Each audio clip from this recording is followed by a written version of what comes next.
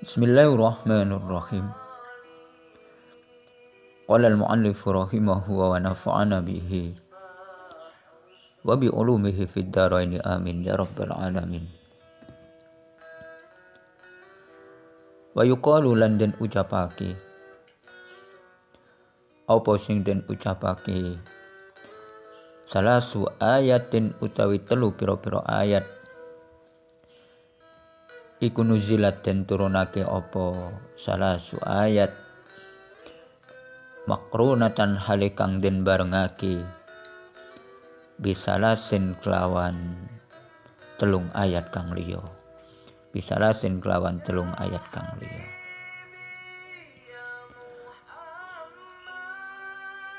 La tukbalu tegese ora den trima apa wahidatun perkara siji minha saking salas bighairil ukhra kelawan sakliyane perkara kang liya bighairil ukhra kelawan sakliyane perkara kang liya. Ada 3 ayat yang diturunkan oleh Allah itu selalu bergandengan dengan 3 ayat yang lain, atau ada 3 perkara yang oleh Allah itu diturunkan selalu bergandengan dengan 3 perkara yang lain. Artinya apa? Artinya Allah itu tidak akan menerima suatu perkara itu tanpa disertai dengan perkara yang lain. Apa 3 ayat itu? Apa 3 perkara itu? Al-ula utai kang awal iku qauluhu ta'ala dawe Gusti Allah ta'ala rupane dawu aqimus sholata wa atuz zakata. Aqimu jumenengono sapa sira kabeh as-sholata ing salat wa atu lan bayar sapa sira kabeh zakata ing zakat. Paman mongko tes sapane wong iku sholat lamun sholat sapa siman as-sholata ing sholat tapi walam yuaddi lan wis pisan-pisan ora bayar sapa man walam yuaddi lan wis pisan-pisan ora bayar sapa man az-zakata ing zakat ya la tuqbalu mongko ora den trima apa as-sholatu sholat minhu saking man. Ayat yang pertama adalah ayat aqimus sholata wa atuz zakah. Dirikanlah sholat dan bayarlah zakat. Seseorang yang rajin mengerjakan sholat akan tetapi dia tidak mau membayar zakat, maka Allah tidak akan pernah menerima sholatnya. Orang yang rajin sholat tapi dia tidak mau membayar zakat, maka Allah tidak akan menerima sholatnya. Karena apa? Karena ayat ini kan bergandeng aqimus sholah wa atuz zakah. Wawunya ini namanya waw atop yang mempunyai faedah limutlaqil jam'i. Itu ayat yang pertama. Kemudian ayat yang kedua wasaniyatu utawi kang kaping pindho iku qauluhu ta'ala dawe Gusti Allah ta'ala rupane dawu ati Allah wa ati rasul. Ati taat sapa sira kabeh Allah ing Gusti Allah. Wa ati ulan yo taat sapa sira kabeh ar-rasula ing utusan. Ar-rasula ing utusan. Paman mongko te sapane wong iku ata'a lamun taat sapa man Allah ta'ala ing Gusti Allah ta'ala tapi walam yuti dan wis pisan-pisan ora taat sapa siman ar-rasula ing utusan ya la tuqbalu moko ora den trima apa itaatuhu ketaatan iman lillahi marang Gusti Allah. Kemudian yang nomor 2, ayat yang nomor 2 adalah ati Allah wa ati rasul. Taatlah kamu kepada Allah dan juga taatlah kamu kepada Rasul, kepada utusan. Seseorang yang taat kepada Allah akan tetapi dia tidak taat kepada Rasul, maka ketaatannya kepada Allah ini juga ditolak, tidak diterima. Jadi Ketika Anda taat kepada Allah, maka Anda juga harus taat kepada Rasul. Karena ayatnya bergandeng. Itu yang kedua. Kemudian yang nomor 3, wasali satu utai kang kaping 3. Iku qauluhu ta'ala dawe Gusti Ta'ala anishkur li wali walidai. Anishkur tegese syukur sapa sira limarang ingsun wali walidai kalan marang wong tuwa loro ira. Wali walidai kalan marang wong tuwa loro ira.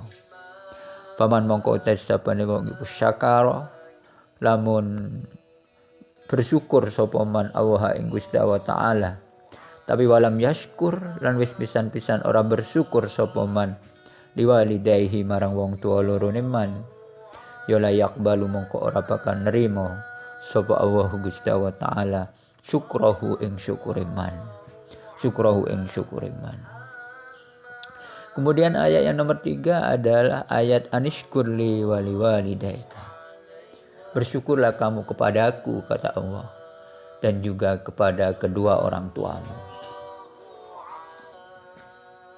Sehingga seseorang yang bersyukur kepada Allah, akan tetapi dia tidak bersyukur kepada kedua orang tuanya, maka Allah tidak akan pernah menerima syukurnya. Dilihat dari ini, berarti sesuatu yang sangat urgen dalam kehidupan kita itu. Yang pertama, kita harus senantiasa taat kepada Allah. Kemudian yang nomor 2, kita juga harus senantiasa taat kepada Rasul, pada utusan Allah. Dan yang nomor 3, kita juga harus senantiasa taat dan berbakti kepada kedua orang tua kita. Ya, ini adalah figur-figur besar yang ada dalam kehidupan kita. Allah, Rasul, dan orang tua. Begitu pentingnya, begitu urgennya kedudukan orang tua, sehingga Allah juga menggandengkan dia dengan orang tua. Anishkurli wali walidaika.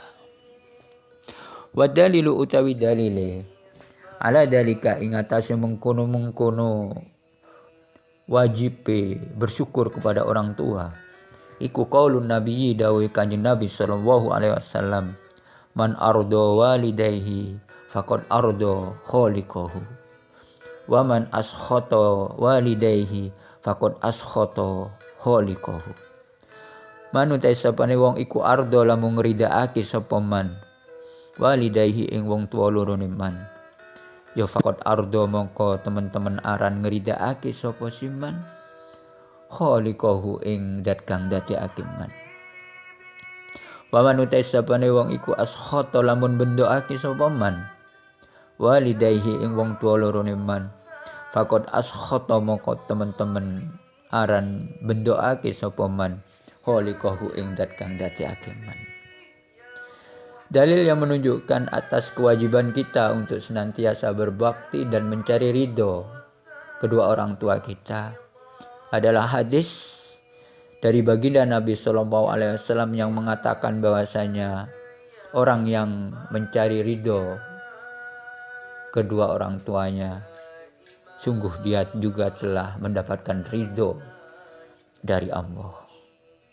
Pun juga sebaliknya, orang yang membuat marah kedua orang tuanya, membuat murka kedua orang tuanya, sungguh dia telah membuat murka Allah Subhanahu wa Ta'ala.